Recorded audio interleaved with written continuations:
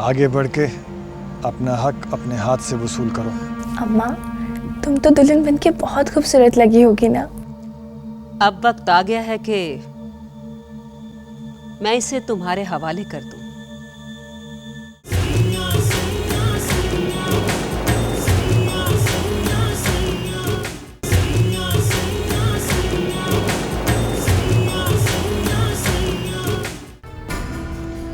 ताई अम्मा का वादा याद दिलाने आई थी जेठ जी।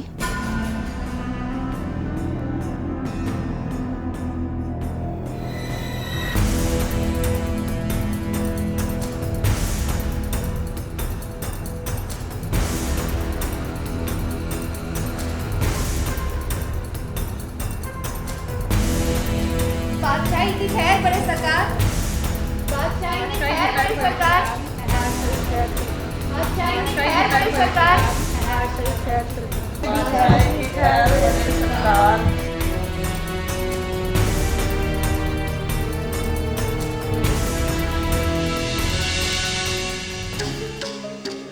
क्या हुआ जेठ जी, बिठाएंगे नहीं हमें? आपकी बेटी का शगन लेकर आए हैं। होने वाले समधी हैं आपके।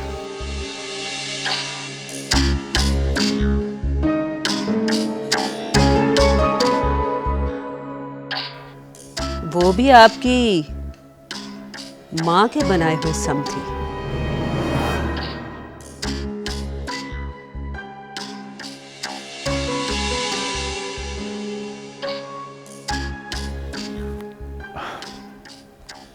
कैसी बातें कर रही हैं भरजाई? आपका अपना घर है, प्लीज बैठिए।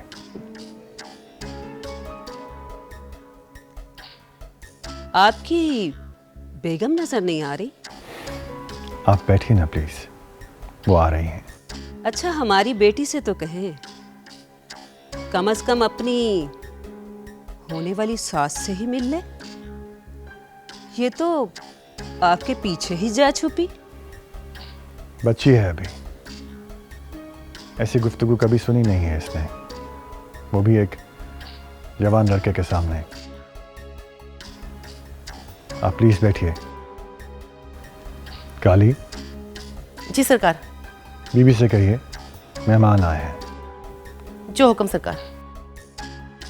पापा, मुझे मेरे कमरे में छोड़कर आए।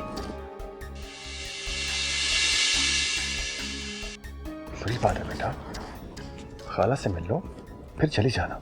नहीं बाबा, मुझे किसी से नहीं मिलना, मुझे छोड़कर आए आप खुद।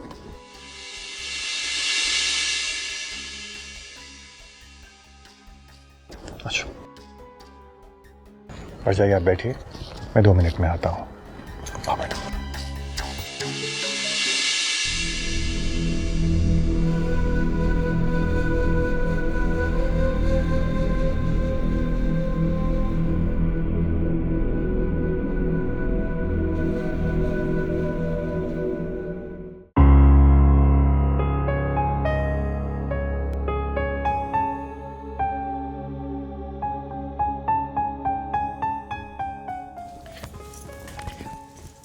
बीबी साहबा, मेहरबानो बीबी आई हैं। पीर साले का शगुन लेकर बनशे बीबी के लिए। पूरा शगुन लेकर आई हैं जी, मिठाइयों समेत, और साथ में सारी बांदियां भी हैं। साईं कहाँ है? बीबी साहबा, वो गुड्डी बीबी तो ऐसे घबरा गई कि रो ही पड़ी। बड़े सरकार उन्हें ऊपर कमरे में लेकर गए हैं। बहुत डर गई हैं जी वो।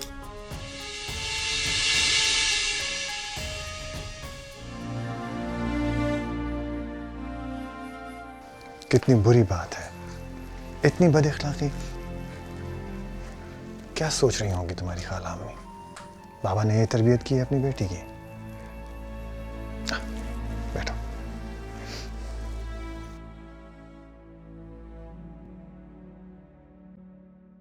अच्छा खैर, अब रोने की जरूरत नहीं है।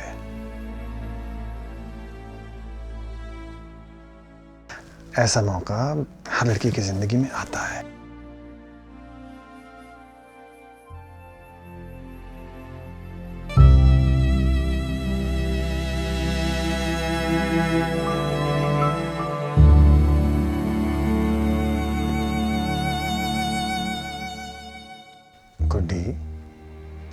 नीचे मेहमानों के पास बैठना है मुझे।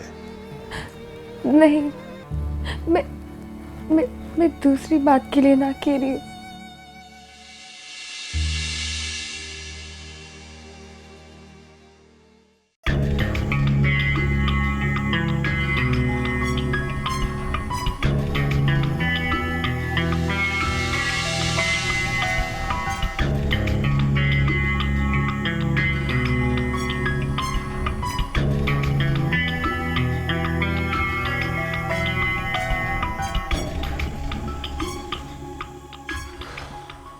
सलाम ताई जी।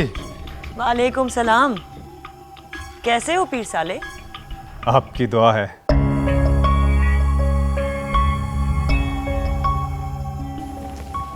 अरे आपा, आप क्यों उठ गई? मैं आप ही के पास आ रही थी।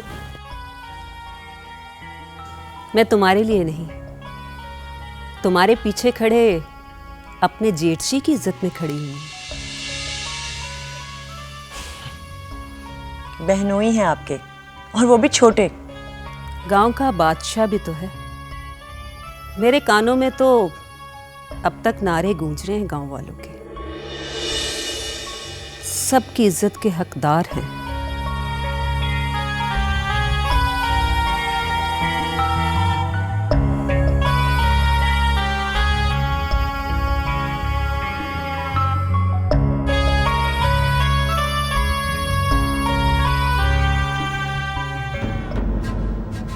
एक ही माँ बाप की औलाद, एक ही तरबियत में परवरिश, मिलते जुलते चेहरे,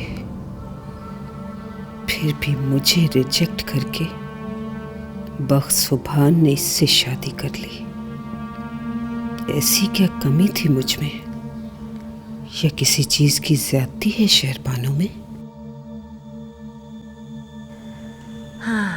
आज तक भूली नहीं मेरी बहन मुस्तरद होने का गम। ये आज भी मुझे अपना मुजरिम समझती है। इसकी नजरों में मेरे लिए शिकवा और साईं के लिए हसरत शायद क़यामत तक खत्म नहीं होगी।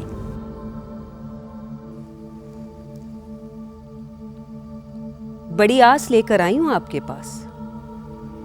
उम्मीद है कि इस बार मेरी झोली भर जाएगी। ताई अम्मा के किए हुए वादे को पूरा करने का वक्त आ गया है। असूलन तो वैसे मुझे आप लोगों से शिकवा करना चाहिए कि आप लोगों ने मेरी बहू को ज़हनी तौर पर तैयार होने ही नहीं दिया कि उसकी शादी पीर साले बख्त से होगी।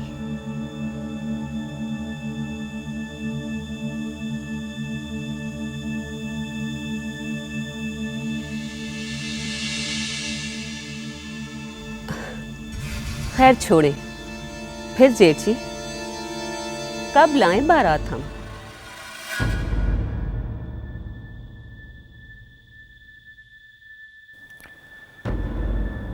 अभी हमने इस बारे में कुछ सोचा नहीं है।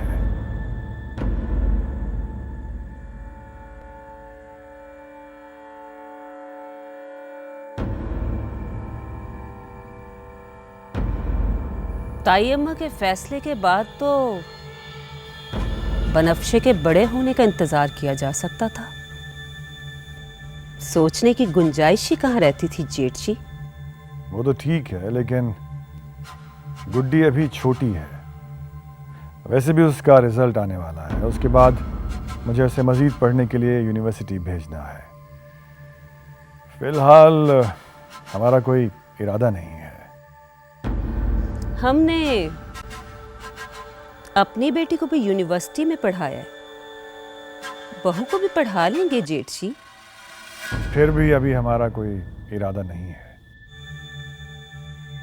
इरादा अभी नहीं है या सिरे से ही नहीं है? कम से कम उस वक्त तक तो नहीं है जब तक पीर साले वक्त अपने मिजाज में, अपनी शख्सियत में इंसानियत और ठहराव नहीं लाते।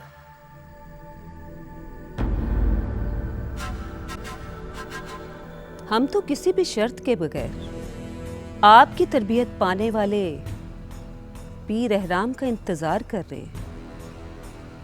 हालांकि हमें कुछ पता नहीं कि वो लंदन में क्या क्या कर रहा होगा। हमें नहीं पता कि वो लौट कर पाकिस्तान आएगा भी कि नहीं। अरे नहीं नहीं आपा, वो आने वाला है। पढ़ाई भी तो मुकम्मल करनी है ना। उसे बताया है कि उसकी दादी क्या हुक्म दे गई है, या वो भी बनफ्शे की तरह हमें देखकर आपके पीछे जा छुपेगा जेठ जी? वक्त आने पर सबको सब कुछ बता देंगे। बीबी, मेहमानों को आए हुए काफी देर हो गई है, मेहमान नवाजी करवाइए।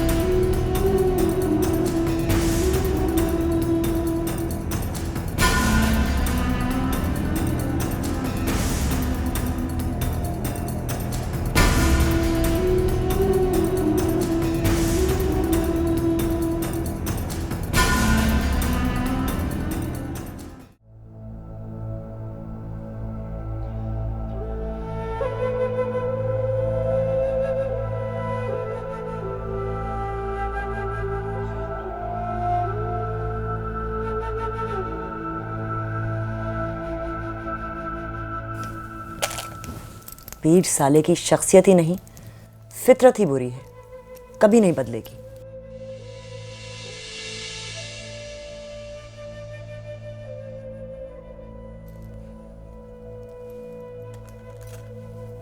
क्या सोच रहे हैं आप?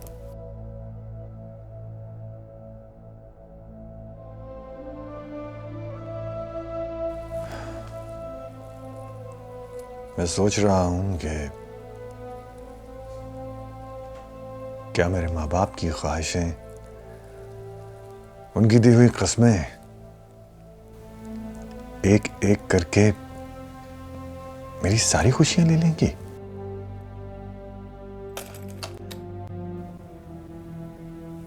ख्वाहिशें, कस्में?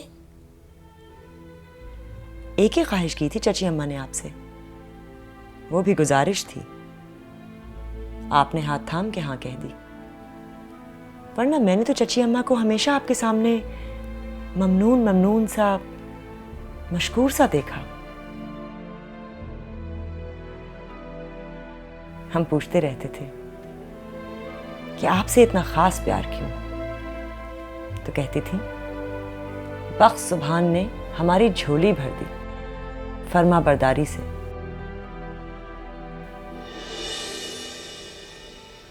आखिर ऐसा क्या खास किया आपने जो दूसरे बेटे नहीं कर पाए?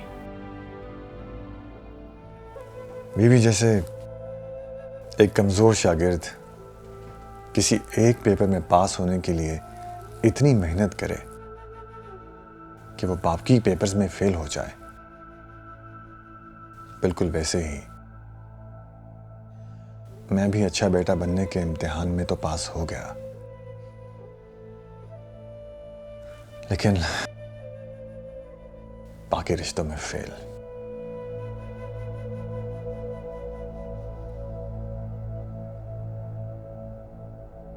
सारे रिश्ते तो निभ गए।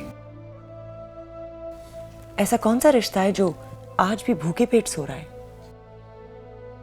और आप किसी मां की तरह रातों को उठ उठकर बेचैन हो जाते हैं?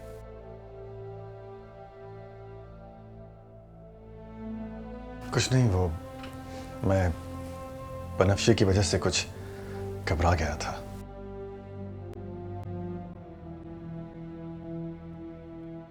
साईं, ऐसा क्यों है कि मैं जब भी आपके दिल तक पहुंचती हूँ, आप अपना दिल बचाकर उठ खड़े होते हैं?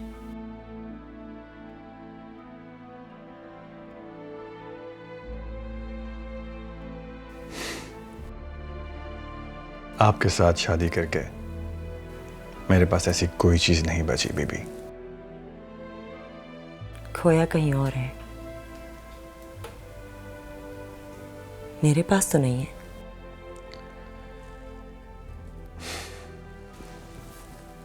आप भूल रही हैं, मैंने खुद आपको चुना था। ये भी मुफ्त का इल्जाम है मुझ पर। आज तक आपा से ताने सुनने पड़ते हैं कि उनके मंगेतर पर कब्जा जमा लिया मैंने।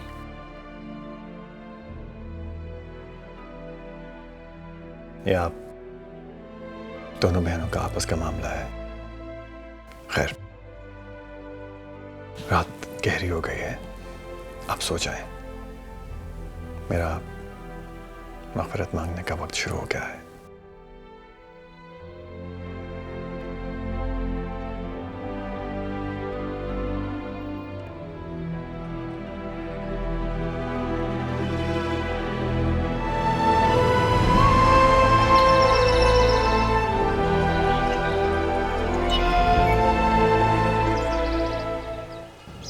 वेख मलका, ये कोई तरीका नहीं है कबीरे का।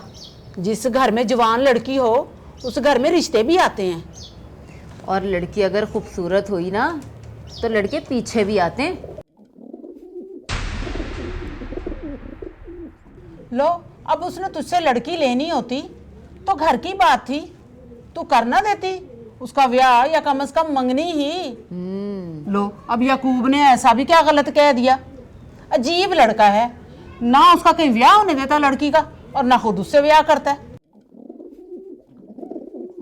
वेख मलका, तू सोच ले, मेरे मुंडे की अपनी परचून की दुकान है, बीए पास है, और घर भी हमारा तुम्हारे जैसा ही भरा पूरा। और याकूब ने तो हमें बड़ा जोर डाल के भेजा है। तू कहे तो याकूब के बाप को भेजूं रात में भाई गुलामों के पास? तो बिस्मिल्लाह करके हाँ कह दे, तेरी मेहरबानी होगी। छोड़ मुझे, मैं जाके जवाब दूं इन्हें। हाँ नहीं, और तुम क्यों मुंह लगेगा? अब्बा मेरा हाथ छोड़, मैं जाके इनके मर्दों की खबर लेके आता। अच्छा, फुप्पो का गुस्सा ये रिश्ता मांगने वाले पर उतारेगा तू है? ठीक है तो कह रही है ये। जिस घर में लड़कियां होती हैं वहां रिश्ते तो आते ही हैं। चल चल ठंडा हो जा, चल बस बस बस, आजा आजा। वैसे ही मेरे बेटे ने खाम खाम में इतनी ख्वारी उठाई है। मेरी तरफ से माजरत, मैं नूरा फरोज आप लोगों को नहीं दे सकती। और यामी पागल ना बन, इतना अच्छा रिश्ता ना गवा कबीरे के चक्कर में। वो नहीं करता शादी इससे, वो बड़ा अफसर बन के करेगा क्या? एवं दिल लगियां कर रहे हैं। वो शर्त लगी है लड़कों की। नहीं नहीं, वो तो चाहता है, पर बस मुझे अभी नूरा फरोज को ब्याना नहीं, पढ़ाना है। तेरी मर्जी। तू अपने भाई और भतीजे के खौफ में अगर अपनी बेटी की दुश्मन खुद ही बन जाए तो इसमें हमारा क्या कसूर है? बिठाए रख अपनी लड़की को अपने होने वाले अफसर भतीजे के इंतजार में। इन दोनों के सर पे हाथ रख के तो नूर अफरोज पे कब्जा ही जमा लिया दोनों बाप बेटे ने। ऐसी कोई बात नहीं, ये हमारे घर का मामला है। नूरा फरोज मेरी बेटी है, उसे ब्याऊं या बिठा के रखूं? आप लोग कौन होते हैं मुझसे पूछने वाले? अरे तेरी मर्जी, हमारी तरफ से चूल्हे में झोंक दे अपनी बेटी को, हमें क्या। चल, बड़ी आई रिश्ते देने वाली। मेरे बेटे को कोई रिश्तों की कमी है भला? देखो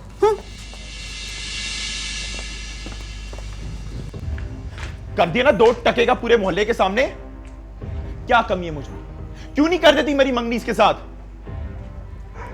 बोल नूर अफरोज, तुझे एतराज है मुझसे शादी करने पे? बोल ना, चुप क्यों खड़ी है? शादी करेगी मुझसे? तू अभी हां कर, मैं अभी के अभी काजी को लेकर आता हूं। फिर पुप्पी चाहे जितना मर्जी मना करे, ज्यादा से ज्यादा क्या कर लेगी? मेरी जान ले लेगी?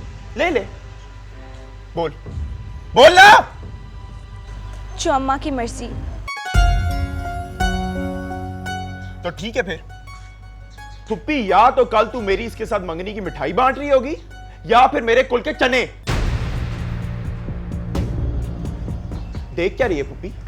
पूरा कस्बा जमा था चौक में जब मैंने कसम उठाई थी इसे शादी करने की। अब जलील होकर जिंदा रहने से तो मैं रहा। पुप्पी, सिर्फ आज का दिन है तेरे पास, सोच ले, भतीजे को ब्याना है या दफनाना।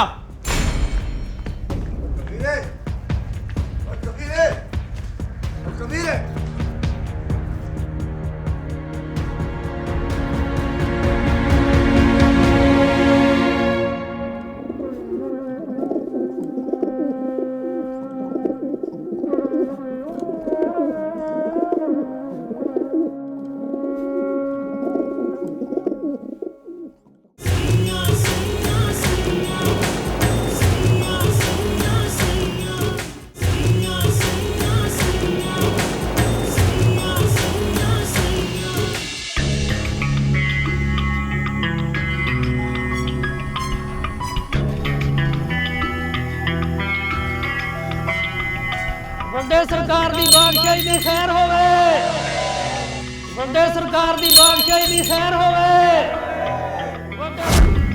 जिस दिन तुम हक पे होगे तुम्हारा भी ऐसे ही साथ दूंगा। सरकार दी बादशाही दी खैर होवे। अभी हमने इस बारे में कुछ सोचा नहीं। कम से कम उस वक्त तक तो नहीं है जब तक पीर साले वक्त अपने मिजाज में, अपनी शख्सियत में इंसानियत और ठहराव नहीं लाते।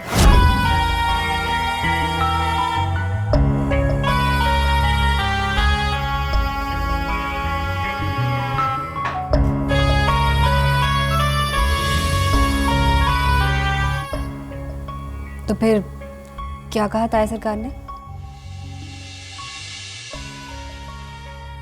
उन्होंने कहा है कि पीर एहराम बख्त के आते ही तुम्हारी शादी उसके साथ और बनफ्शे की पीर साले से तय हो जाएगी।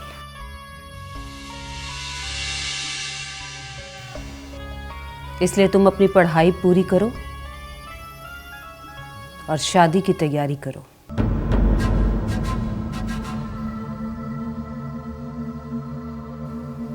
एहराम का ऐसा कोई इरादा नहीं है।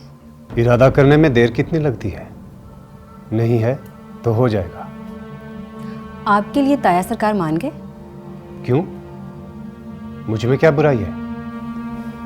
क्योंकि बनफ्शे आपसे बहुत छोटी है और आप उसका आइडियल नहीं है।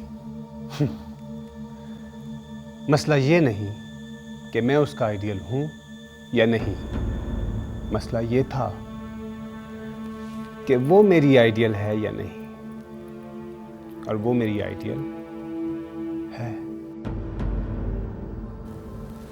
मुझे ऐसी ही छुई मुई सी सहमी हुई लड़कियां अच्छी लगती हैं जिनकी आंखों में मेरे लिए खौफ हो। मैं तो समझता था कि ताया सरकार के लाड प्यार ने उसे ना डर बना दिया होगा, लेकिन वो तो एक सहमी हुई चिड़िया है और मैं उसके लिए कयामत तक भी इंतजार कर लूंगा। माँ, आप मेरे इंतजार की फिक्र ना करें। भाई, आपको चिड़िया इसलिए चाहिए कि आप उसे पिंजरे में बंद कर सकें। क्यों? तुम्हारी प्रॉब्लम क्या है? तू अंग्रेज एहराम के साथ आजाद जिंदगी गुजारना। आ रहा है वो अगले महीने। क्या आई हूं मैं तुम्हारे ताया सरकार को कि आखिर मेरी राबील का क्या कसूर है कि इतना लंबा इंतजार करे वो पीर एहराम का। मैं उसका कोई इंतजार नहीं कर रही। सुना आपने? मैं उसका कोई इंतजार नहीं कर रही। मुझे उससे शादी नहीं करनी। तुम्हारी दादी का फैसला है ये। मेरी जिंदगी का फैसला है ये। पीर एहराम से शादी नहीं करोगी तो किससे करोगी? वक्त आने पर बता दूंगी। राबील,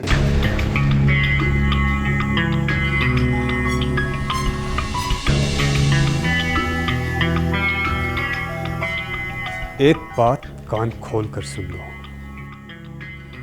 हमारी शादियां तय हो चुकी हैं, इसलिए बहस की कोई गुंजाइश नहीं। दोनों तरफ से सिर्फ इंतजार तो किया जा सकता है, लेकिन इनकार नहीं। इसलिए अगर तुम्हारा दिल ना भी माने तो उसे समझा बुझाकर मनाओ, और अगर इस इनकार की कोई और वजह कहीं सांस ले रही है तो उस वजह को खत्म कर दो। वरना उस सांस को खत्म करना मेरे लिए बिल्कुल भी मुश्किल नहीं होगा।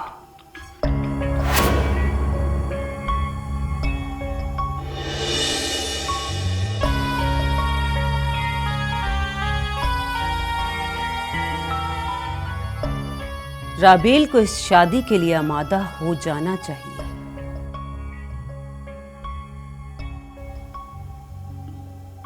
ये दोनों शादियां एक दूसरे के साथ जुड़ी हुई हैं।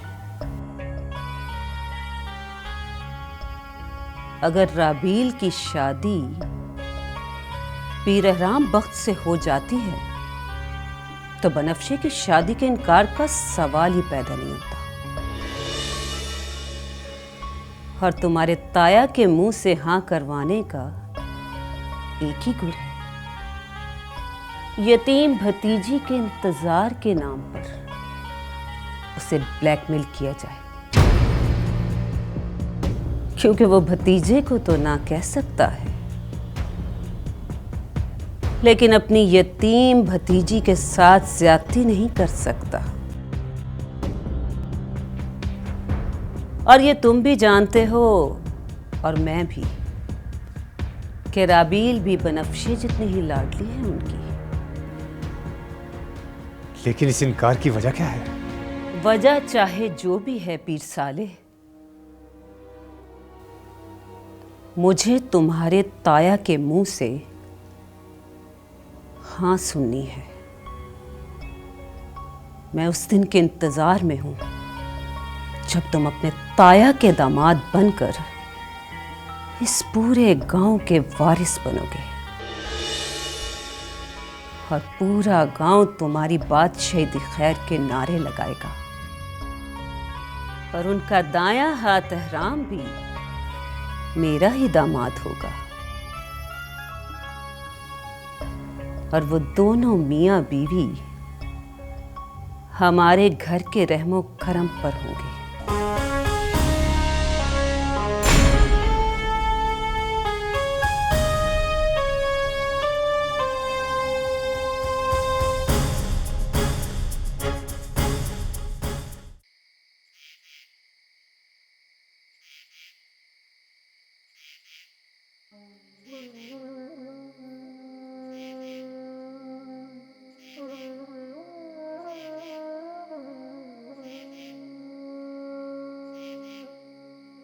मिल गए रेलगाड़ी के टिकट।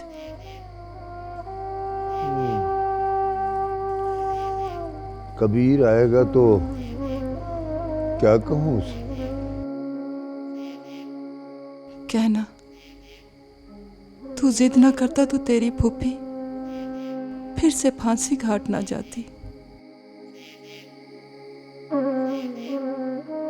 कर दे न मम्मी, कौन है जो तुझसे सवाल पूछेगा? हाँ, बहुत बड़ी बेईमानी हो जाएगी भाऊ। मुझसे से इजाजत ले आओ, फिर वही होगा जो कबीर चाहता है। ना ना ना जाना वहां। देख, पहले भी लुट के तू आ चुकी है।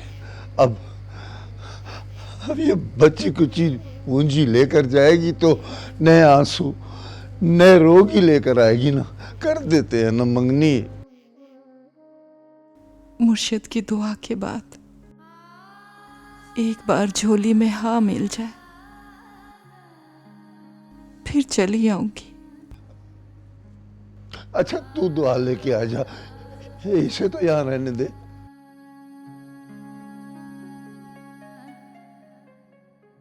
पैर तो इसे ही छूने पड़ेंगे ना भाऊ। और रहन दे, ना जाना।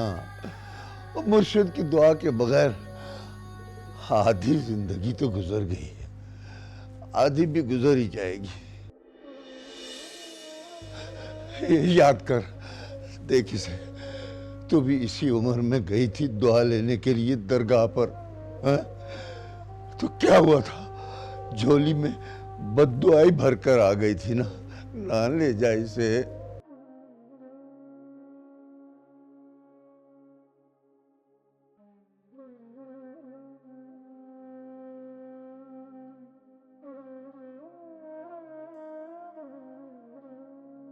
मामू कहाँ है अम्मा के मुर्शिद का डेरा? बख्ता वाला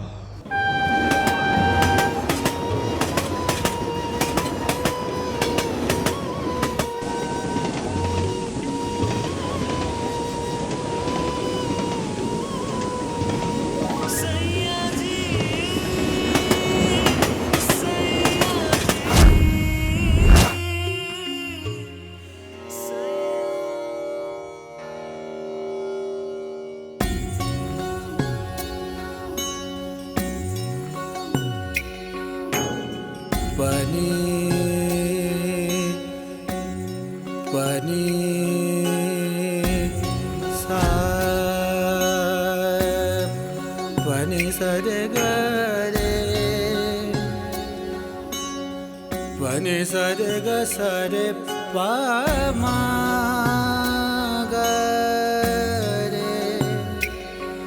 रे ग म प ध म ग रे नि द नि रे ग रे नि द सा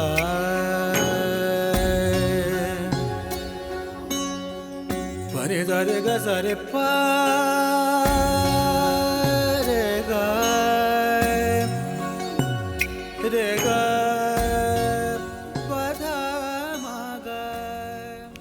तुम्हें कैसे पता चलता है मेरी प्यास का? मेरा हलक सूखा पड़ जाता है सरकार।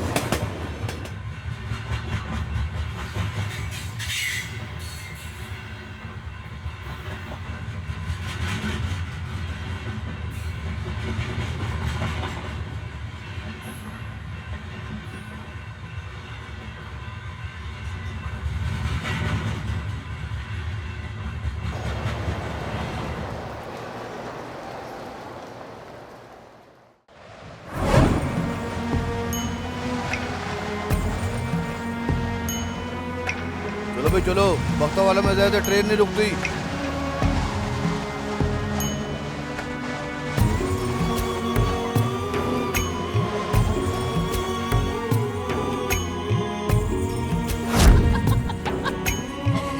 तो मुझे नहीं पकड़ सकती मक्का।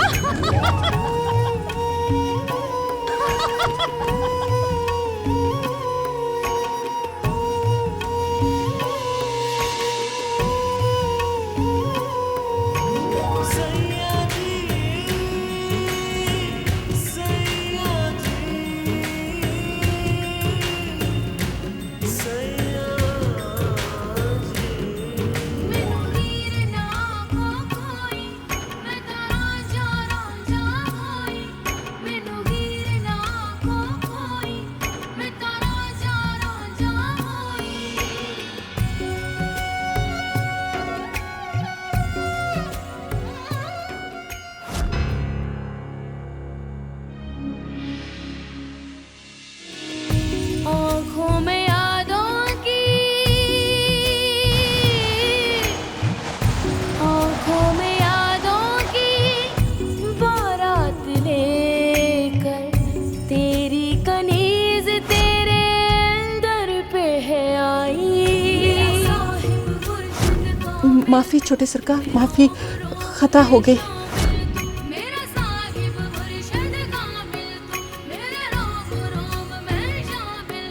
नूरा अफरोज। हाँ अम्मा। तू बस मेरे पीछे पीछे आ जा।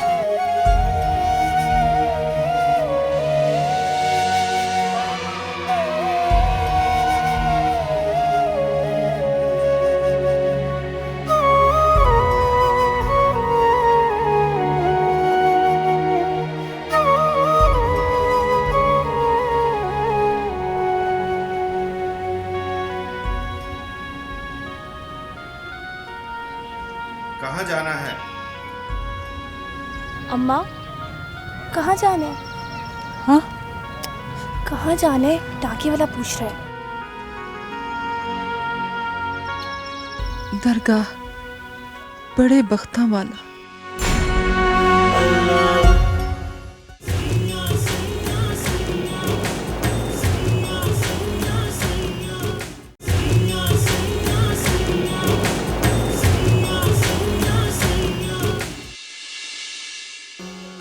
सरकार, कनीज आपके शहर में आने की इजाजत मांगने आई है। अब्बा तू मजाक कर रहा ना मेरे साथ? कहीं पड़ोस में गए ना पुप्पी और नूर अफरोज? इसे आपकी दुआ की जरूरत है सरकार। पहले हमारे गांव में हाफिज फजलुद्दीन साहब होते थे ना, जिन्होंने बड़े सरकार को कुरान शरीफ पढ़ाया था। ये उनकी बेटी है मलका।